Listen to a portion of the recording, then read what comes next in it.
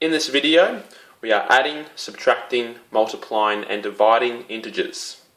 Now, in this video, the 12 questions below are going to be covered, and feel free to scroll to the question you want to cover with the timings in the red.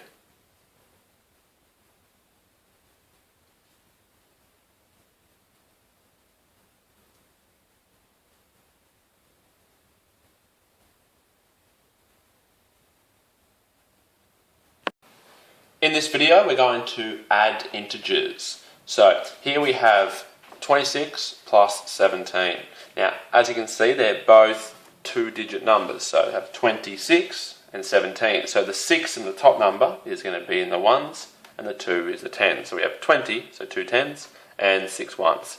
Okay, so here we're going to add using simple addition. Now, 6 plus 7 is 13. But we can't put 13 in here because it can only be one number. So if we have a number over 10, we put the 10 up the top and leave the remainder, which is 3, because we had 13. Alright, next column we have 2 plus 1, which is 3, but we have to add this remainder from here. So we have 43.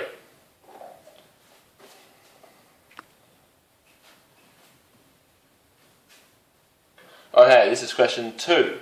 Now we're going to add 451 plus 50, still using basic addition. Okay, so let's add the ones. We have 1 plus 0, well that's just going to be 1.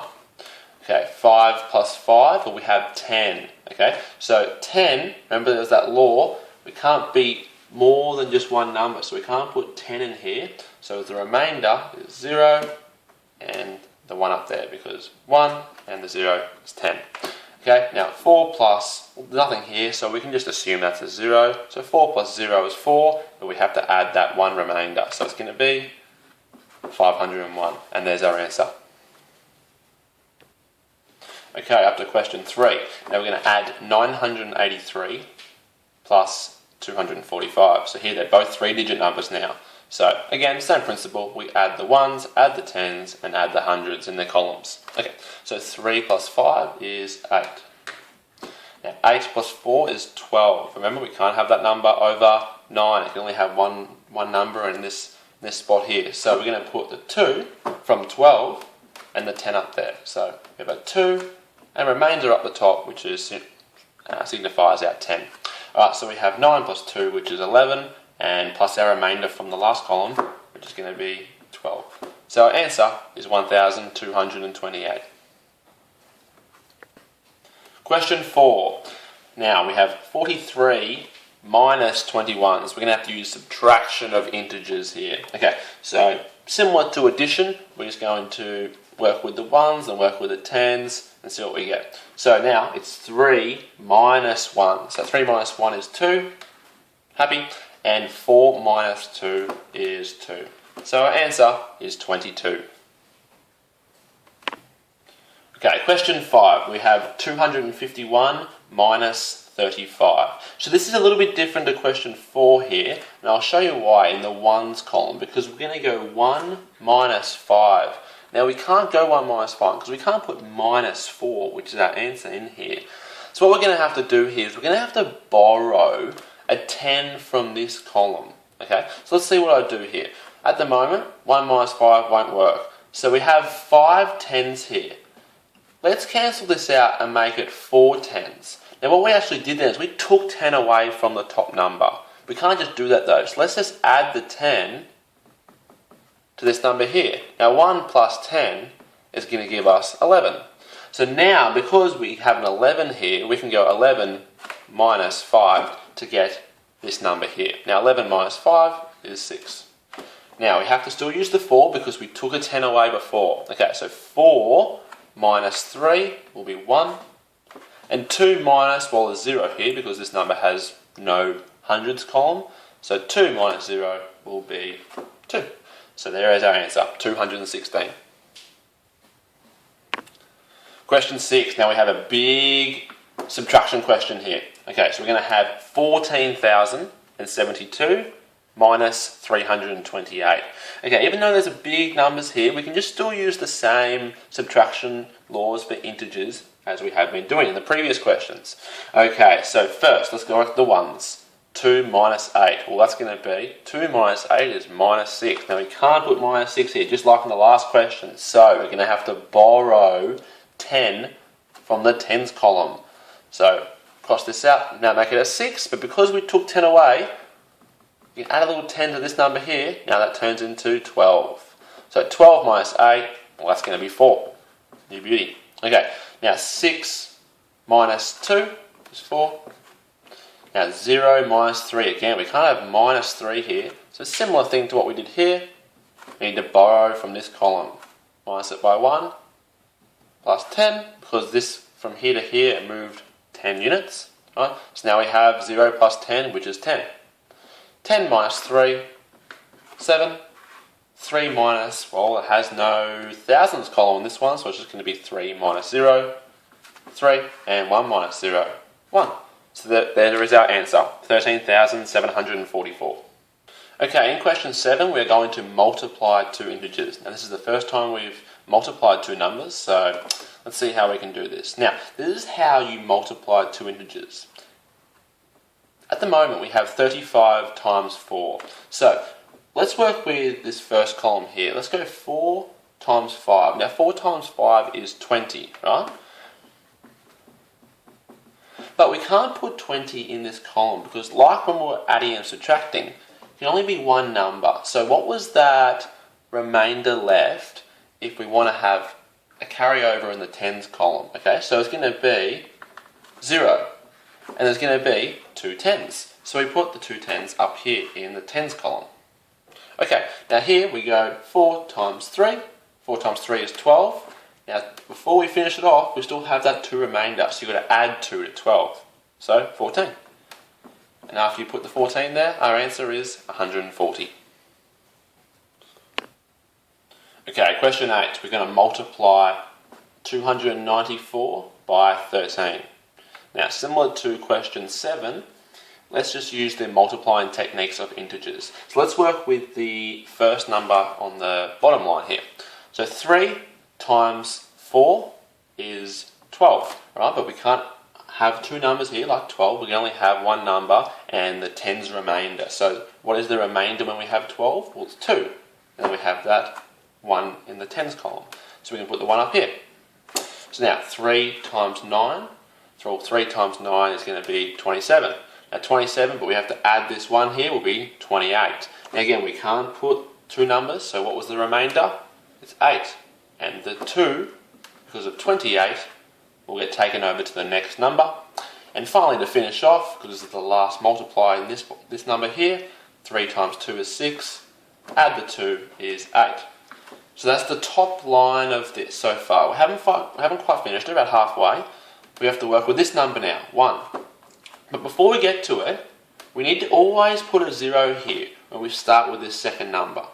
Okay? Now you probably explained why in class, but this is an important technique which a lot of people make mistakes. So when you work with the first number, do it like you would normally. But as soon as you get to the second number in the second row, always put a 0 here first. And then just do it as normal. 1 times 4 is 4. 1 times 9 is 9. 1 times 2 is 2. So here is our answer, but we have to add these two numbers that we achieved here. Okay? So again, using a bit of the addition of integers we did in the earlier questions, this will be 2. 8 plus 4 is going to be 12, so 2 with the 1 remainder. Right? 8 plus 9 is going to be 17, plus the 1 remainder, 18. So 8 is the 1. So now 1 plus 2 is 3. And there is our answer, 3,822. Now this is a really hard multiplication question of two integers. Question 9. Now sometimes in further on in maths you'll often have a calculator to solve this multiplication, but you need to know maybe for the next few years how to do it in your head. Okay, but it's not too hard. We can use the same techniques and strategy in the last few questions. Okay, let's work with this first number. 9 times 6. Okay, 9 times 6 is 54. Remember, we keep the 4 and the 5 remainder goes up top, right? Because we only have one number here, right? So it's the remainder. Then we have 5 tens and 4 ones, 54. so the 5 goes up here. Okay, 9 times 4 is 36, and we have to add this remainder of 41. So 41, the 1 remainder, and the 4 goes up. 9 times 2 is 18, plus the 4, 22. Top line done. Now, this has been ticked. Let's go to the second number, 3. Remember, in question 8, like I said, whenever you go to this number here, on the second row, you need to put a 0 here first. Okay? Very important step. So, if you want more clarification on this, have a look at question 8 and the previous question. Okay, so now 3 times 6 is 18. 18. That, now, just for when you go to this row, you can just rub out your old remainders from the previous number because they're not useful anymore. Because 3 times 6 is 18, so the 8 and the 1 up here. 3 times 4 is 12, add the 1 remainder is 13. Remember, we only want the 3 and the 1 remainder. 3 times 2 is 6, plus the 1 is 7. Happy? Done that one there. Now the last one, we have to times the 1, but here, before you do it, you need to put 2 zeros, okay? Because this is, if you want more clarification, there's earlier videos, but for the third number, always 2 zeros. For the second number, 1 0, and just normal for the first number. Okay, rub out our old remainders. 1 times 6, 6. 1 times 4, 4. 1 times 2, 2. Now, to get our final answer, we have to add all of this. Now, this is quite a big addition of integers, but nothing changes here. 4 plus 0 plus 0, that's just 4. 1 plus 8 is 9, plus 0, still 9. 2 plus 3 is 5, plus 6 is 11. Now we only want the 1 and the 1 remainder. 2 plus 7 is 9, plus 4 is 13, plus the 1 remainder is 14. Last one, 1 plus 2 is 3. So we've finally got our multiplication of two big numbers to be 34,194. Okay, question 10. Now we are dividing numbers now, dividing integers. Okay, so in this question we're going to do 56 divided by 7. Now sometimes they write this in textbooks or in class in the form like this. What they're saying is, what actually division is how many times does 7 go into 56. So 56 divided by 7 is the same as 7 times what is 56. So how many 7s go into 56? Okay, so the way to do this, okay, is first we have this number here and we see how many times this goes into the first number. So does 7 go into 5? Well, 7's bigger than 5, so 7 can't possibly go into 5. So it goes in 0 times with a remainder of 5. The 7 times 0 is 0, so there's 5 left over. So to actually complete this question, you then take this remainder of 5 and you put it in front of the second number. So then again, we'll actually still get 56. So that's why this question, sometimes when it's as simple as this, you're going to have to actually just use your head rather than using this method. But in further questions, we'll use the method of what they call short division to solve these questions. But actually, let's just use our head first to see how many times 7 goes into 56. Well, if you're ever stuck, just use your fingers. 7 times 1 is 7. 7 times 2 is 14. 7 times 3, 21. And keep going until you get to your designated number. Or near it, okay? Sometimes it won't exactly go into the number. Get it one as close to possible, and then we can do some remainder. But that's in later questions. In this example here, 7 will actually go into 56 because 7 times 8 is 56. So the answer to this question will be 8. But 56 divided by 7 is 8. Okay, this is question 11. Now we are dividing 128 divided by 8. Now, I know the last question, question 10, might have seemed a little bit complicated and a little bit confusing because we couldn't use that short division law that I briefly mentioned, but this one should be a better example. Okay, because we have quite a big number divided by quite a small number. So what this is actually saying is that 8 times what gives you 128. Now, like I said before, sometimes they might put it in this form.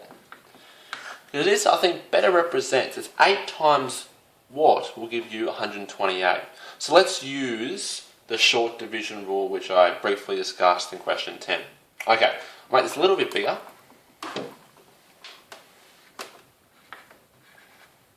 Okay, so let's work with the first number. How many times does 8 go into the number 1? Well, 8's a lot bigger than 1, so 8 doesn't go into the number 1 any times. So it goes in 0 times. But 8 times 0 is going to be 0, so there's one remainder here, which we have to put up here. Okay, so now we have 12 for this number. So 8 goes into 12 how many times?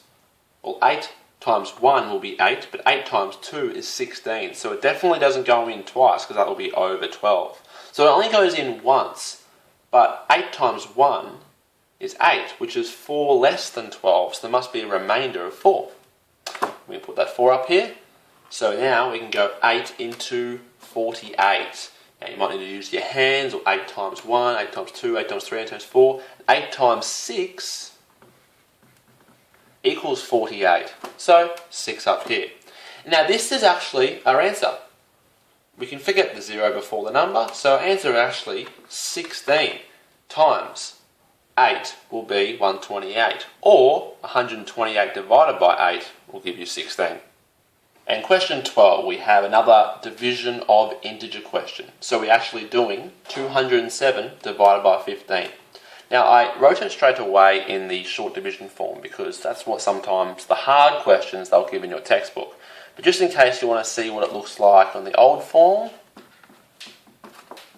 that's all it is. It's 207 divided by 15. Okay, so we want to work out our answer. So let's use the long division techniques in the question 11. We introduced in question 11. So 15 goes into 2 how many times? Well, 15 doesn't go into 2 because it's bigger than 2. Okay, so it's going to go into 0 times. But there's going to be 2 remainder. Okay, so now let's go to the second one. 15 goes into 20 how many times? Well, 15 times 1 is 15. Right? 15 times 2 is 30, which is over 20. So we're going to have to go 1 time. But 15 times 1 is 15. So there's going to be 5 remainder because to get to 20. So 5 up here. Now 15 goes into 57, the last one. Now here's an example you might be able to see straight away. It might not go in exactly right. And that makes sense because sometimes maths is imperfect, our answers. So we might get an answer with some remainder. But let's see how we go here. 15 goes into 57 how many times? Well, 15 goes into, times 1 is 15, times 2 is 30, times 3 is 45, times 4 is 60, which is bigger than this number. So we have to go back to 3, alright? So 3, but 3 times 15, which is 45, we wanted to get to 57. So what's the difference here? What's the difference which will be our remainder? Well, we can go 57 minus 45 to get a remainder, which is just going to be, or we could do in our head, 12. So our answer here is actually 13 with a remainder of 12. So sometimes here we don't get a perfect answer, but this will be 207 divided by 15.